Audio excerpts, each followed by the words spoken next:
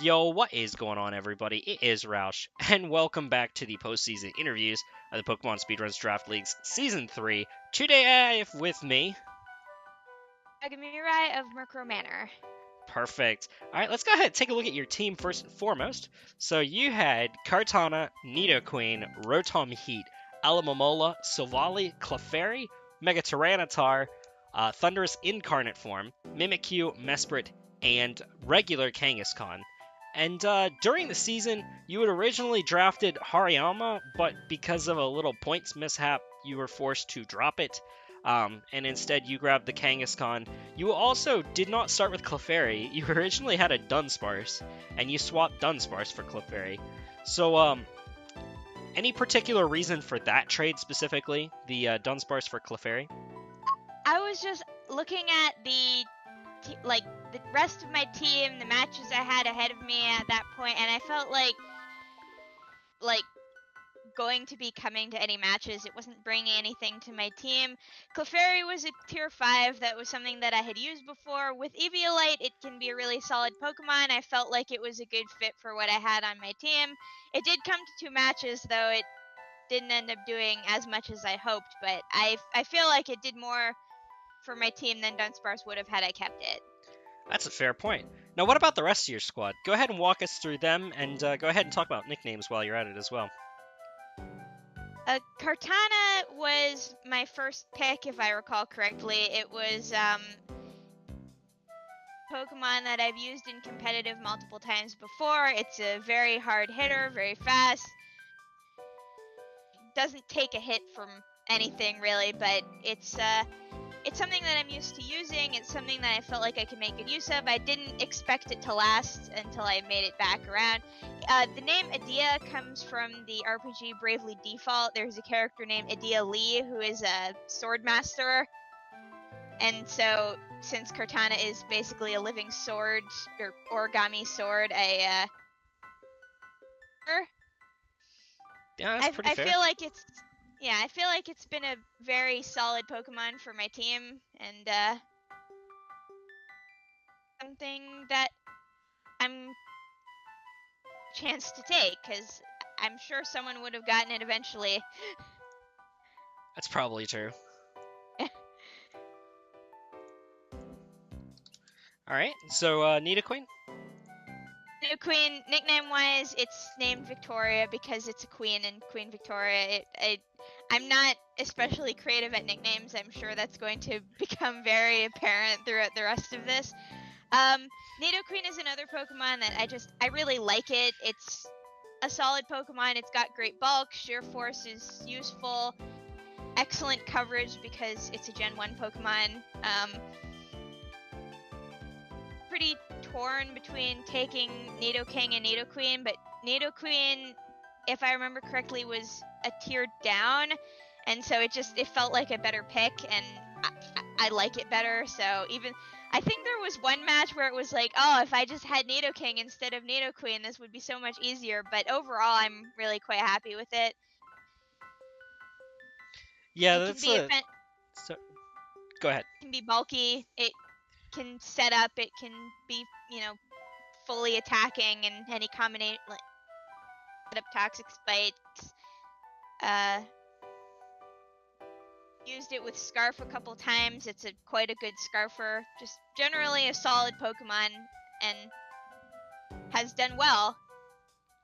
Yeah, and that's something that, moving forward, I'm sure you're going to do more draft leagues in the future.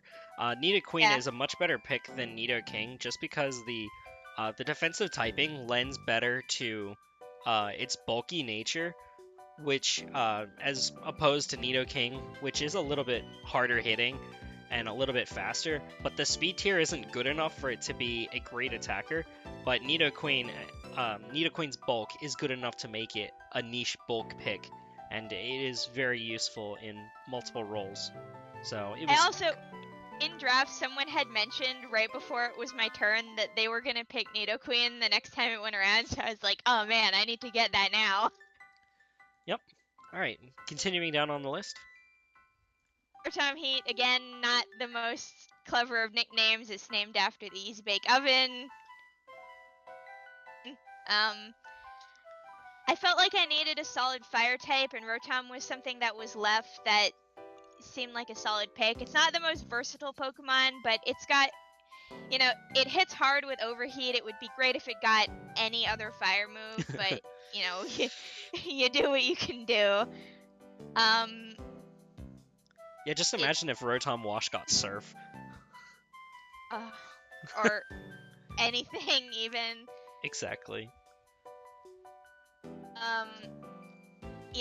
It's a fast Volt Switch is always nice. It defogs. Unfortunately, for being a defogger, it is weak to Stealth Rock, but it's good. It has Levitate, which is nice because that cancels out its double ground weakness, as I unfortunately missed when it was up against the Kyurem with Earth Power.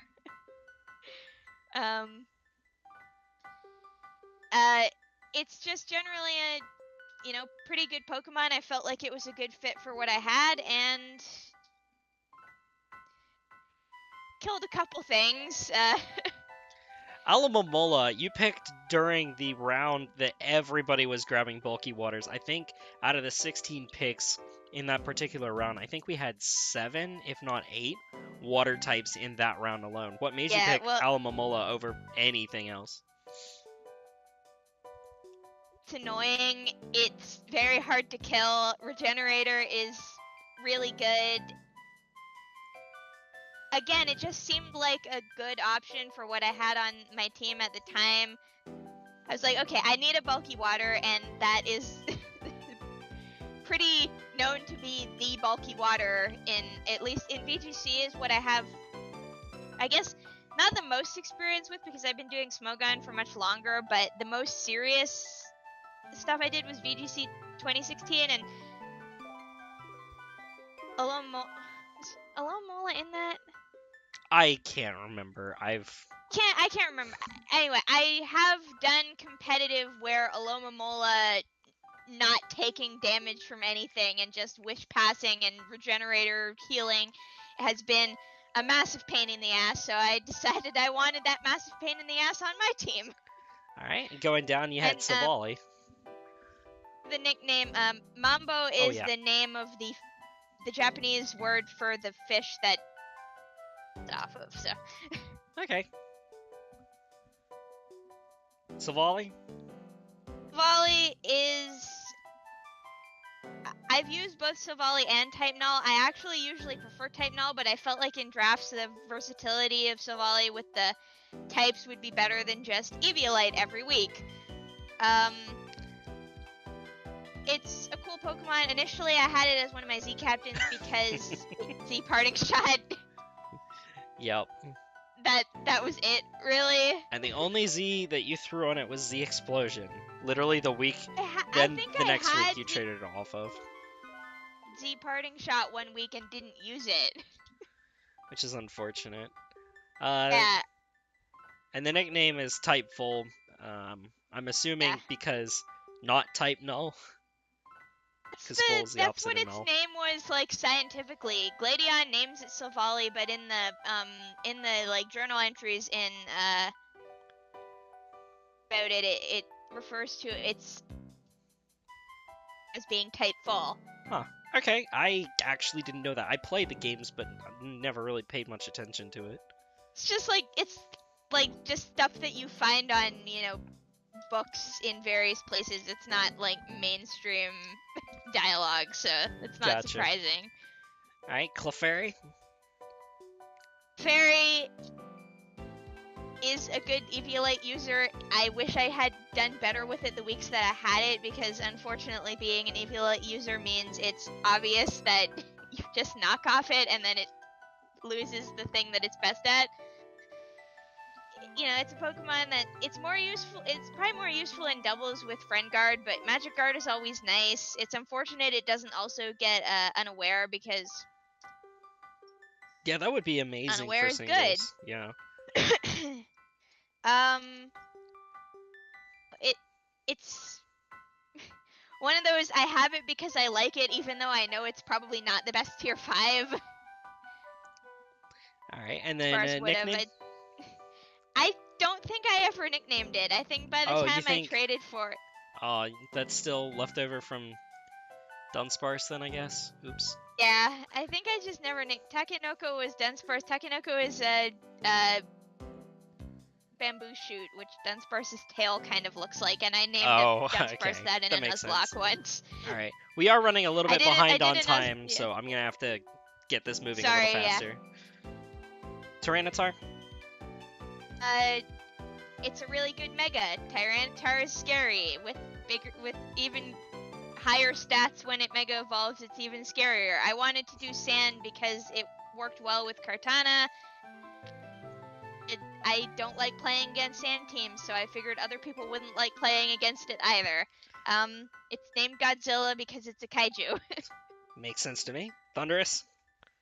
Thundurus, that was one of my earlier picks. That's another Pokemon that is like I've used before. It's cool. I like Prankster. Despite not getting Flying Stab, it hits hard. It does some cool things. Just being able to taunt stuff and have a Prankster defog, and again, fast Volt Switch is always good. Yep. Doing the wacky Defiant physical set with it as well, so cool options. Yep. Raijin is the god that it is based on. Mimikyu? Mimikyu is one of my favorite Pokemon. It's really cool. Its ability means that there's a lot you can just do for free because it basically has a free substitute. It's ended up being my MVP because I just know how to use it, even though it doesn't do a lot of things. What it does do, it does well. So, it's a really solid Pokemon. It's Pikachu because it's not Pikachu. Sounds good to me. Mesprit? Mesprit, I wanted either of the other Lake Trio and couldn't get them because people had already taken them. I'd never used Mesprit, but I felt like, it's a pretty solid Pokemon. It still has a lot of the same options as the other two. It gets Healing Wish, which I don't think I ever used, but it was nice to know that it had. I don't know, it just felt like a good strong Psychic type that was pretty versatile and had some good coverage and good support. Lilu is the character from Fifth Element, and she has hair that kind of looks like dreadlocks, so that was my first association with what Mesprit looks like. So. Uh-huh. Alright, and then Kangaskhan never got used, but in draft, it's fairly weak. It's only got middling stats. It does have access to Wish, though, but it's it has outclassed Wish, by... It's outclassed by everything else. by Lickilicky. Yeah. And Kangaroo Jack. Kangaroo Jack, I'm assuming just because of the kangaroo. Kangaroo Jack was obviously a bunch of stupid animated movies about a talking kangaroo that existed when I was a child, so. Makes sense to me. All right, we're gonna go ahead and move on into your set that you chose. Week 9 versus Baffling Amoeba, aka Bug Squad. Thundurus Incarnate, max HP with a little bit of defensive investment and the speed. Walk us through it. Well, it's I was going up against the bug team. I was going up against the HP flying for Buzzwole. I needed to get up to +2, so nasty plot. I realized it got Incinerate. Is hilarious, and Meebs had Mega Scizor, so it just kind of came together to just be the anti-Meebs, and it was. The Charty Berry it was going to be either Charty Berry or Life Orb, but Charty Berry for taking a Stone Edge from Buzzwole, which ended up pretty much saving it, because otherwise it wouldn't have really. So we're going to take a look at this match. So you brought it in on this particular Buzzwole. As we see Type Full taking this Drain Punch, then I believe you parting shot it out here. Yes, you did. And it was just the perfect time for Thundurus to get set up. Obviously, it's a very good threat, but the nasty plot, that was to get Incinerate to kill Galvantula, if I remember correctly. And from there... that, or think it might have been to one-shot the Araquanid. I don't remember. I think it was just like I needed to be at +2 to get guaranteed kills Yeah. on most things. And then we just did Right, bulk the so it Incinerate could on live. the Galvantula, because the Galvantula was basically the answer to this, because Hidden Power Flying and Thunderbolt wouldn't have taken it out, but being able to hit it with the Incinerate just...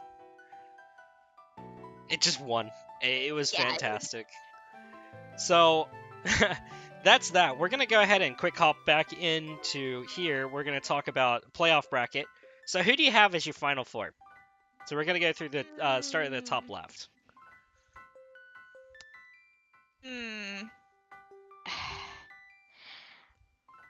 I would love to see Dolphin in top 4. I'm not sure if he'll make it to top 4, but I think he has a good shot. Despite his team being random, it's... Probably you.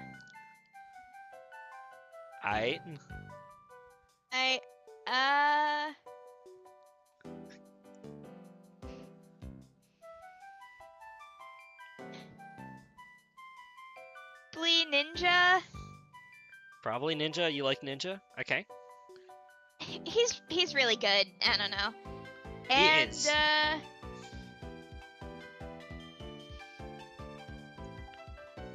Don't remember who these teams are by name. So Jake, Sunrakasha, and Gorgon. Could either Gorgon or Sun. Okay. I'm gonna say Sun because Gorgon just lost to Eternalor. That's a very fair Is that point. too mean? Do you have to cut that?